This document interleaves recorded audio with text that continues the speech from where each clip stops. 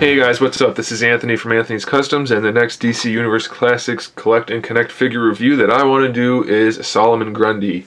One of my favorite characters. He's a really cool character, and they gave him a really nice figure, so let's go ahead and talk about him. He stands at 9.5 inches tall, so he's got some really good size to him.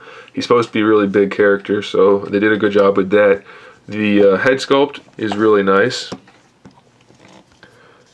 You can see his eyes in there. He's got some little wrinkles and things. They didn't do the best job painting the eyes because they're not quite even. This one's a little bit darker too, so I don't care for that, but it's still really good. The hair's sculpted fairly well. It's got some nice shading, some nice dry brushing on it. He's got that really big square jaw, so that's a nice touch.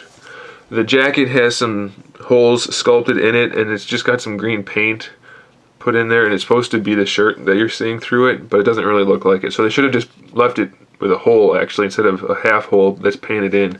Would have looked much better to just be a hole. I don't know why they did that, but they did. The shirt sleeves, or the jacket sleeves, and the bottom of the jacket are all torn up and tattered, and it looks really good. They did some dry brushing on there as well to accentuate that. And it looks really good overall. His jacket throughout, hopefully it's showing up. It has some really faint dry brushing to make it look dirty and muddy. I don't know if there might be too much light reflecting off of the black to show you, but it's there. They did a good job sculpting the shirt underneath with the buttons and everything. That's got some nice shading on it. His belt's sculpted, that's really nice.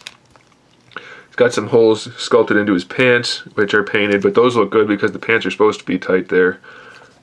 As you can see, you can see right behind where the hole is on the jacket there, and it just doesn't look good like that. Pants are okay though. They're torn at the bottom as well. Those look pretty good.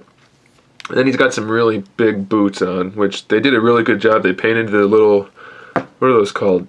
Grommets? Not grommets. Maybe, I don't know. The things where the laces go in, they painted those silver. The laces are all painted individually. The boots are sculpted really well. No complaints. Really nice looking. The boots are flat on the bottom though. What are you going to do? They're not going to make every figure have sculpted soles. But overall it looks really good. As far as articulation goes, the head has a ton of movement in it. It goes down really far. Probably because he's so tall. So I really like that about him. Full range of motion there. Standard shoulder joints. Very similar to Mr. Terrific in that the jacket is sculpted into the bicep swivel. The only problem with that is it limits the articulation a little bit, and it doesn't look as good depending on how you pose him. So you have to be aware of that as you're, moving the arm around. But it still looks good. If the arm is just hanging straight down, you can't see the joint too much, so that's a nice touch. This one is not quite done as well as on the right side, or his left, but it's still not bad. Single jointed elbow, just about 90 degrees, so that's good. And he has a forearm swivel, which is hidden inside the jacket sleeve, so that's really nice. While we're here, let's look at the hand. He's got some really nice veins sculpted on there. The hands have tons of detail, little lines on the knuckles, and then the painted fingernails is a nice touch as well. So really sharp looking figure. He has a waist twist. You can't even tell it's there because it's right at the top of the belt, and is hidden inside the jacket, so that looks really nice. He does have an ab crunch, but I've had two of these guys and neither of them had a freely moving ab crunch. Now I don't know if they're just stuck or if they just weren't made well or what, but the ab crunch doesn't work too well on him. He does have standard hip articulation, the forward, backward, side to side. His legs do pop out kind of easily. They don't stay in very much, but they do. I mean, enough for posing, he'd be fine. So standard articulation there. Thigh swivel built into the thigh.